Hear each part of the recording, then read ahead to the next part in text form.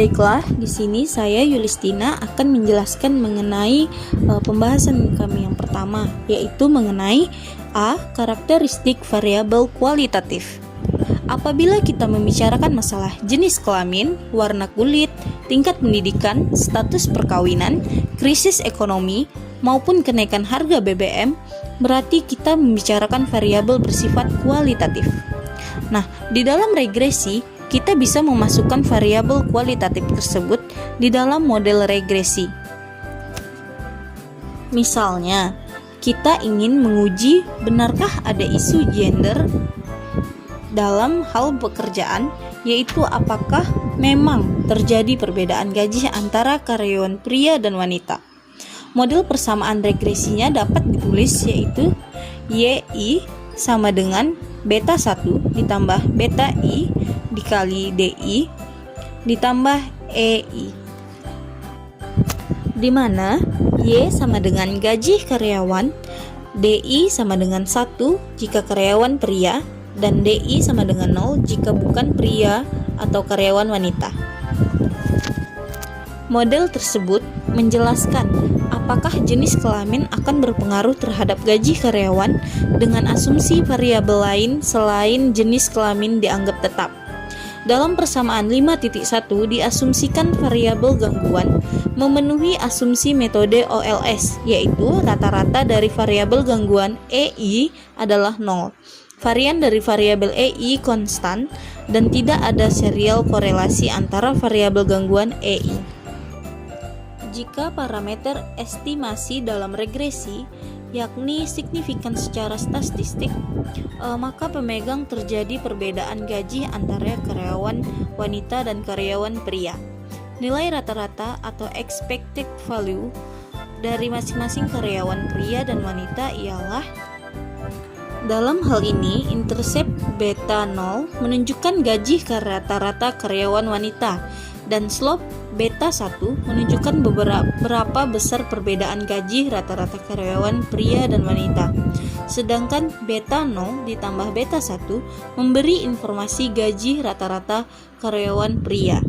Nah, jika kalian ingin jelas, kalian bisa lihat gambar 5.1. Yang B, mengenai regresi dengan satu variabel kualitatif. Regresi dengan satu variabel kualitatif ini terbagi menjadi 3 bagian. Yang pertama, regresi variabel kualitatif pada data cross-section. Yang kedua, regresi variabel kualitatif dengan lebih dari 2 kelas. Yang ketiga, regresi variabel kualitatif pada data time series. Kita langsung saja. Yang pertama tadi mengenai regresi variabel kualitatif pada data cross-section. Nah, modifikasi persamaan 5.1 tersebut yaitu ialah YI sama dengan gaji karyawan tahunan, XI sama dengan masa kerja karyawan atau tahun, DI sama dengan 1 jika karyawan pria, 0 jika bukan karyawan wanita. Hipotesis 0 sebagaimana sebelumnya, yakni tidak ada diskriminasi atau gender dalam soal gaji. Jika parameter estimasi signifikan melalui uji T, maka kita akan menolak hipotesis tidak adanya perbedaan diskriminasi gender dalam soal gaji. Dengan demikian, arti dari persamaan 5.4 adalah sebagai berikut. Model persamaan 5.4 secara geometrik dapat diartikan bahwa gaji karyawan pria dan perempuan dalam hubungannya dengan masa kerja mempunyai kemiringan atau slope sama, beta 2, tetapi berbeda interceptnya, beta 0. Teman-teman bisa lihat gambar 5.2. Dengan kata lain, tingkat gaji rata-rata karyawan pria berbeda dengan gaji wanita pada awal masa kerja, dengan perbedaan sebesar beta 1. Namun, keduanya mempunyai tingkat perubahan atau kenaikan gaji yang sama setiap tahunnya sebesar slope beta 2. Gaji karyawan wanita merupakan kelompok pengontrol. Selanjutnya, contoh 5.1 yaitu mengenai pengeluaran mahasiswa. Misalkan kita ingin menganalisis apakah pengeluaran mahasiswa di Yogyakarta per bulan atau Y selain dipengaruhi oleh uang kiriman dari orang tua atau X, juga dipengaruhi oleh jenis kelamin atau D. Jenis kelamin diduga akan sangat berpengaruh terhadap pengeluaran mahasiswa. Kebutuhan wanita lebih besar dari kebutuhan pria, sehingga diduga pengeluaran mahasiswa wanita akan lebih banyak dari mahasiswa pria. Model regresi pengeluaran mahasiswa yaitu sebagai berikut.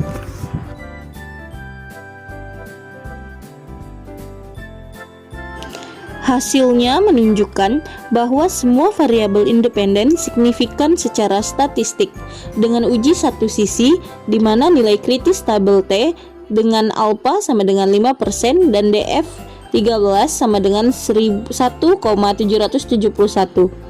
Uji variabel independen secara serempak melalui uji F juga signifikan.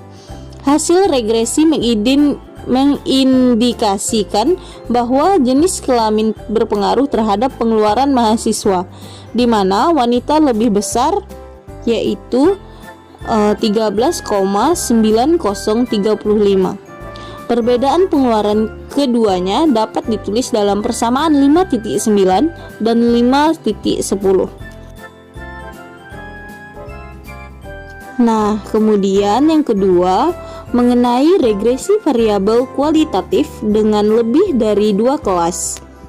Dalam banyak kasus, variabel kualitatif seringkali mempunyai lebih dari 2 kelas. Misalnya, dalam hal tingkat pendidikan dosen, dapat dikategorikan menjadi sarjana atau S1, master S2, dan doktor S3.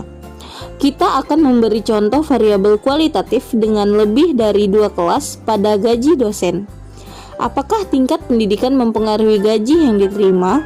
Kita mempunyai 3 atribut untuk variabel kualitatif, sehingga berdasarkan aturan main variabel dummy, maka kita hanya menentukan 2 variabel dummy untuk membentuk model regresi tersebut. Nah, adapun model regresi dapat ditulis yaitu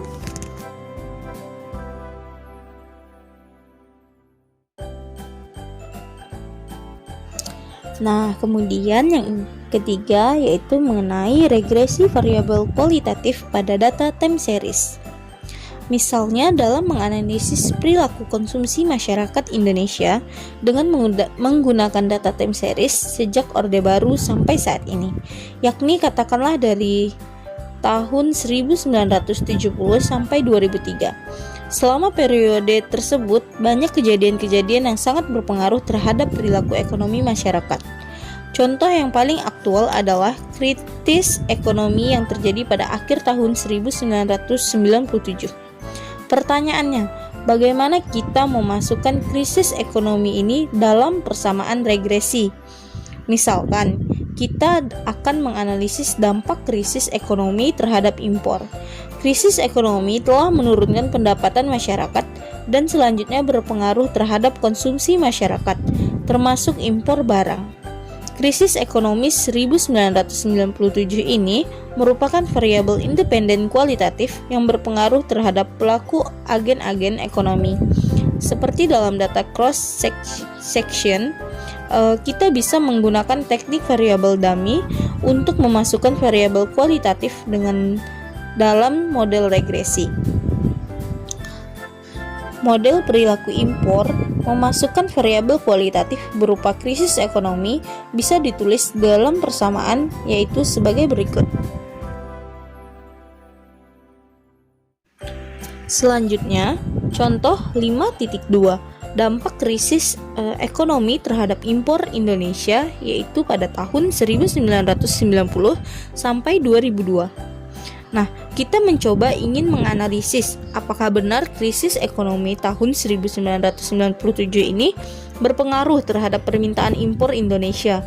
Data tersedia di CD dalam file data bab 5. Mode persamaan regresi seperti pada persamaan 5.15, hasil regresi ditampilkan dalam persamaan yaitu sebagai berikut.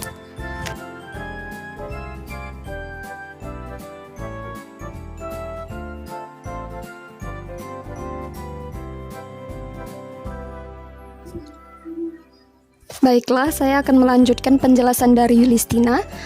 GDP berpengaruh positif dan krisis ekonomi berpengaruh negatif, sebagaimana yang diharapkan. Berdasarkan uji T, kedua variabel GDP dan krisis signifikan secara statistik masing-masing pada alfa sama dengan 1%. Negatifnya, variabel krisis ekonomi D97 berarti krisis telah menyebabkan impor Indonesia berkurang sebesar 6.351,085 miliar dolar. Adanya perbedaan impor sebelum dan selama krisis dapat dinyatakan dalam persamaan regresi, yaitu pada persamaan 5.19 dan 5.20. Kita masuki yang C, regresi dengan lebih dari satu variabel kualitatif.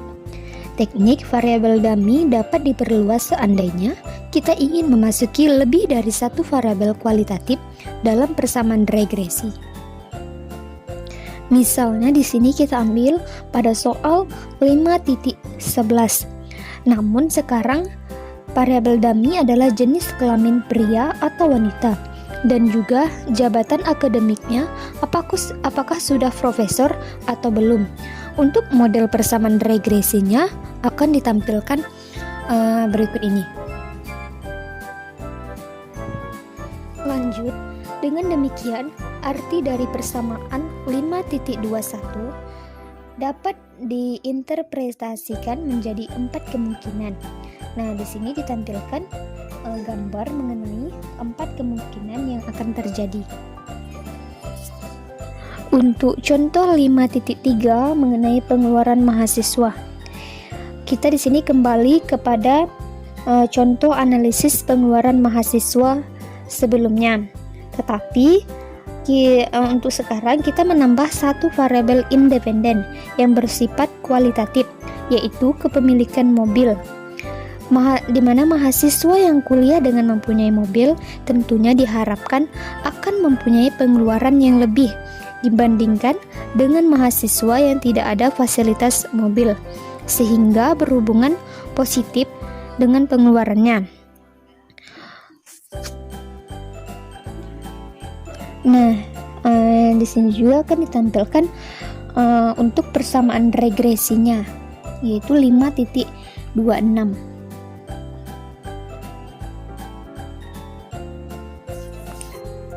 Kemudian kita masuki yang D mengenai perbandingan dua regresi pendekatan variabel dummy. Untuk menjelaskan perbedaan dua garis regresi dengan teknik variabel dummy, misalnya di mana kita ingin menguji apakah terjadi perbedaan perilaku impor masyarakat sebelum krisis dan selama krisis, atau dengan kata lain di sini kita ingin mengetahui apakah terjadi perbedaan garis regresi, baik dilihat dari perbedaan slope dan intercept sebelum dan selama krisis ekonomi. Untuk model regresi dalam dua periode tersebut, di sini dituliskan pada persamaan 5.34 dan 5.35. Teknik variabel dummy untuk mengetahui apakah terdapat perbedaan impor sebelum dan selama krisis itu dapat ditulis pada persamaan 5.36.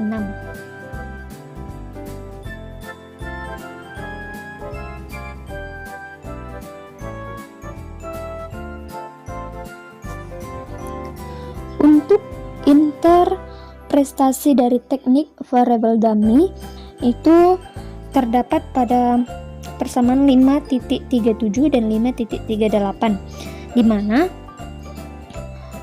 dalam persamaan 5.36 tadi beta 1 merupakan intercept pembeda kedua regresi yang menunjukkan seberapa besar perbedaan intercept sebelum krisis ekonomi dan selama krisis ekonomi.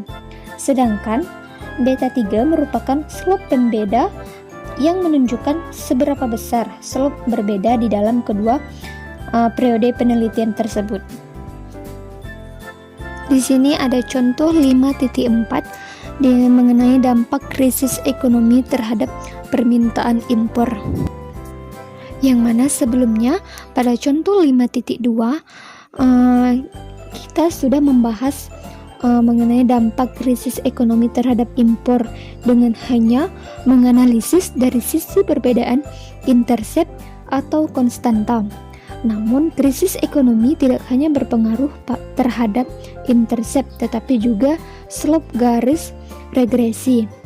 Atau dengan kata lainnya, kita ingin menganalisis apakah memang terjadi perbedaan garis regresi sebelum dan selama krisis ekonomi.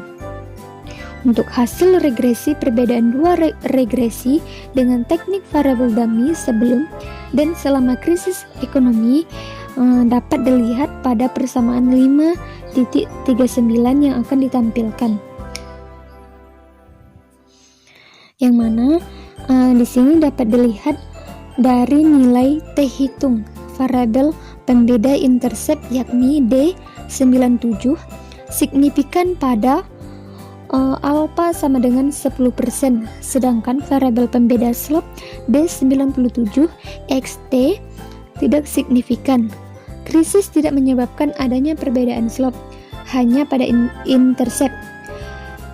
Untuk perbedaan persamaan regresi impor sebelum dan sesudah krisis dapat dituliskan di sini pada persamaan 5.40 dan 5.41.